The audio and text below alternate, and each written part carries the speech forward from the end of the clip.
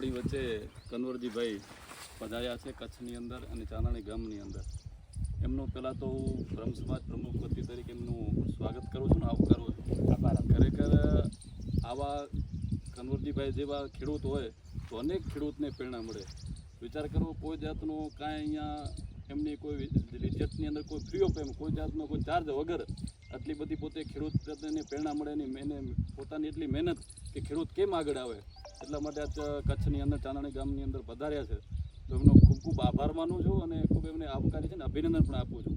અને હું તો એવી ભગવાન માતાજીને પ્રાર્થના કરું છું કે આવનાર સમયની અંદર કૃષિ મંત્રી બને તો અનેક ખેડૂતને પ્રેરણા મળે.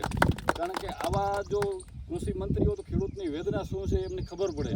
એટલા માટે ભવિષ્યની અંદર એમને કૃષિ મંત્રી બને એવી ભગવાન માતાજીને પ્રાર્થના કરું છું. ને ખૂબ એમનો શરીર સારો રહે ને ખૂબ એમની પ્રગતિ થાય એવી ભગવાન માતાજીને પ્રાર્થના કરું. આભાર પ્રમુખ સાહેબ. જય જવાન જય કિસાન. આપના બ્રહ્મદેવોના તમારા ઉપર આશીર્વાદ જ છે, પણ ખરેખર હું તમને બાંહેધરી આપું છું કે તમે પ્રમુખ નાતે આ વિસ્તારમાં કોઈ પણ બ્રહ્મદેવ સમાજના ખેડૂતને નાના ખેડૂત મારા લાયક જરૂર છે તો હું બધી વાતે સહયોગ આપવા માટે તૈયાર છું.